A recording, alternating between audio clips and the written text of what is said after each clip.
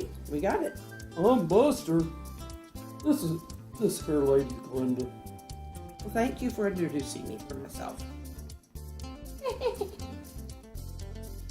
Anyway, we are Fralins? and friends. Anyway, short note.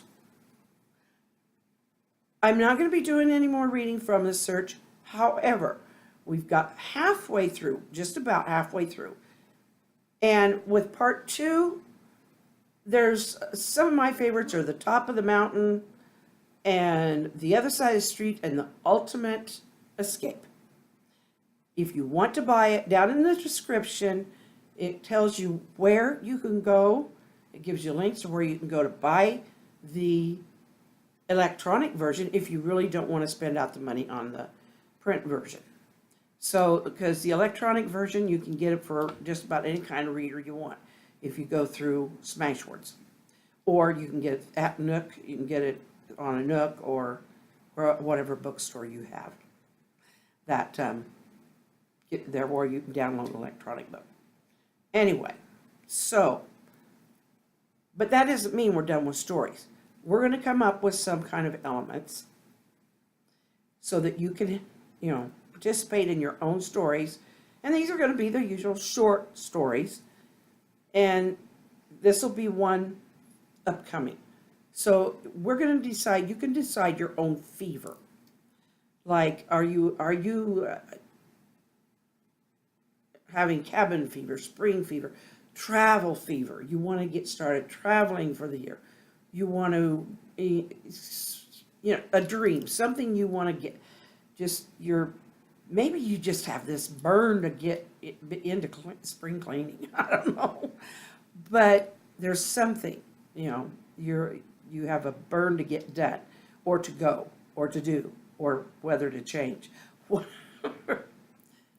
And, well, then what are they going to wear? Well, I guess that depends on whatever kind of fever they got.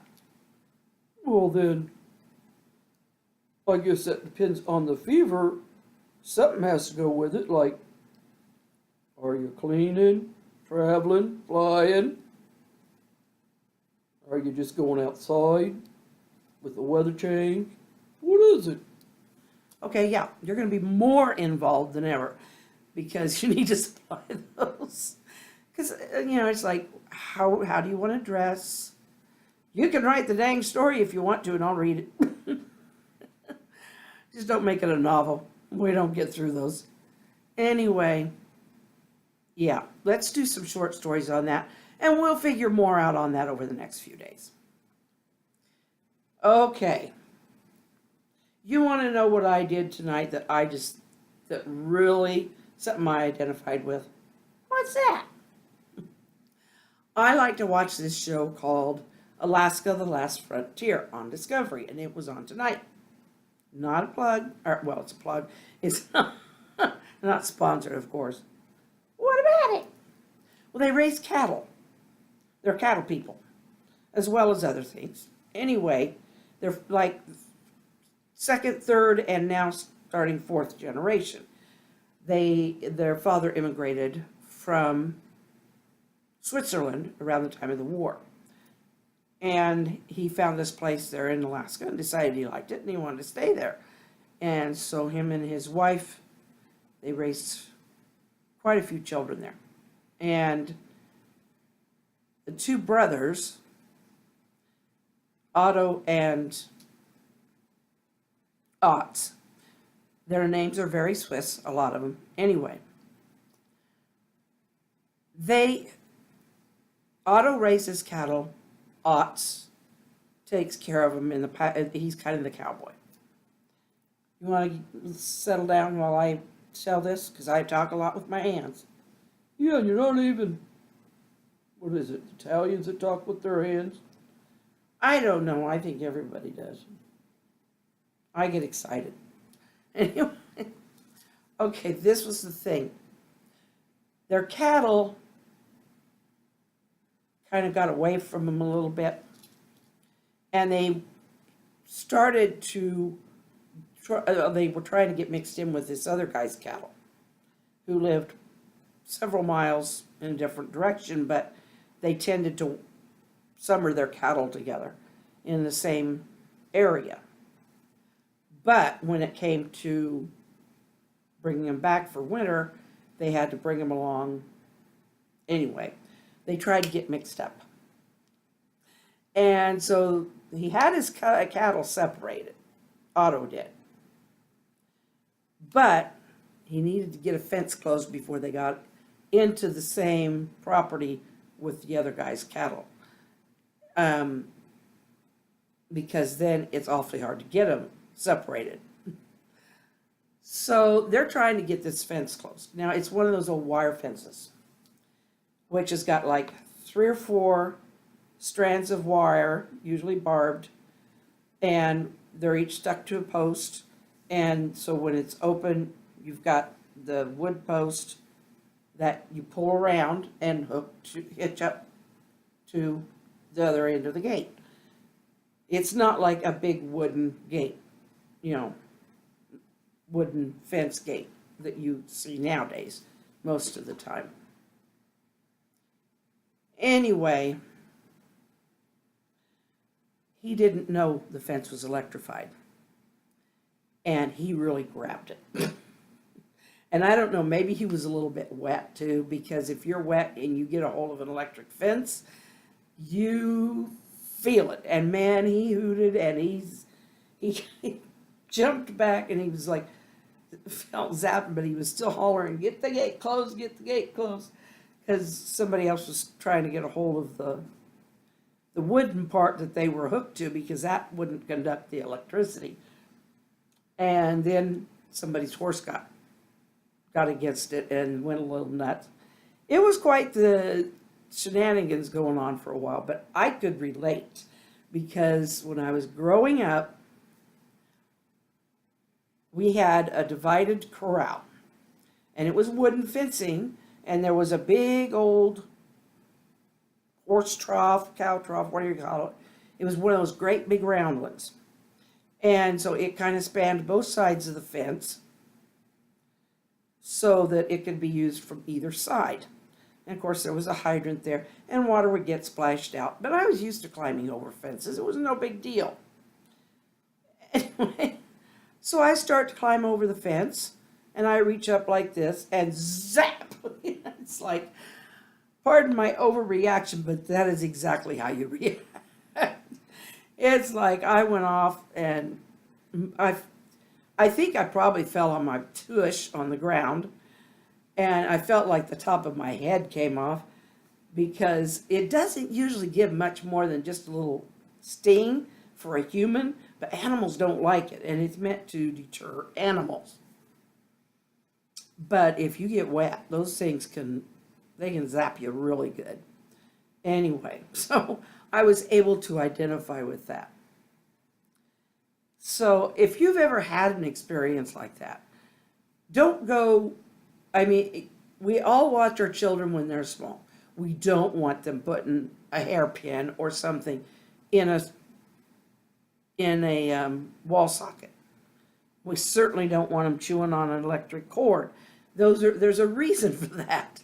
And 110 electricity is a lot stronger than anything that they usually put through an electric fence. So anyway, but if you ever got snapped, or, got a little jolt off of electricity, then it stings. But you get that kind of a zap, you don't forget it. And Joe was sitting here laughing at me when I was, because I was sitting here telling him what to do. I was sitting here hollering at the TV, telling him what to do. And it was like, I was like, cut the cable, cut the wire, cut something, Anyway, but they had to get that gate closed. That's the thing. When you're on a farm, or when you're doing anything like that, you absolutely have to put no matter how much you're hurt at the moment, you still have to go through with what you need to get done. Otherwise, those cattle are going to get through and mixed in, And if it's time for them to start breeding or having calves,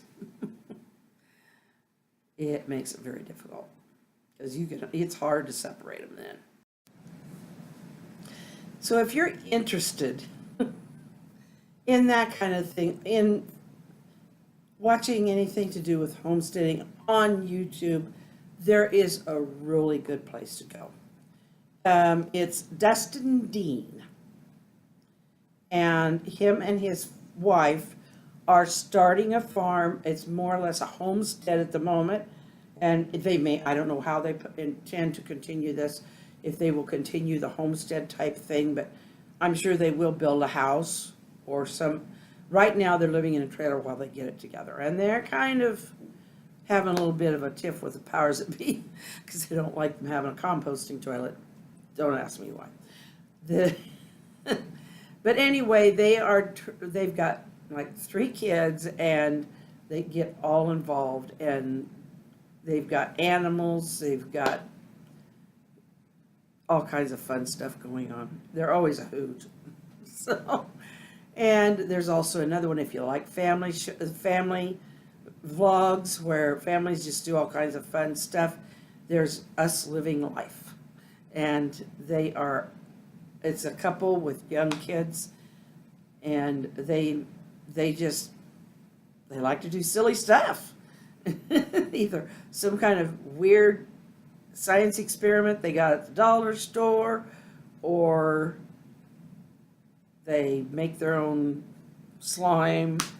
Oh, one day they spent 24 hours in the car. 5-minute breaks for you know what. Anyway, so, and they're always challenging each other with something, so they're fun. I'm looking to collaborate. So if anybody out there, this is just me promoting a couple of others. They didn't ask for it. I don't know if they even know about it, but I am looking to collaborate if people would like to. So, you know, I do all kinds of different things. So I'm not out running races, no, but I get some stuff done. We'll see ya. Good night. Good night. Don't let the bugs bite. Good night. Good night. Sleep till the daylight. Good night. Good night. Be kind to each other. Good night. Good night. Tell someone you love it. Good night. Well, we did a pretty good job. The messenger said, please smile and wave at people. Yes, please do. We promote that big time.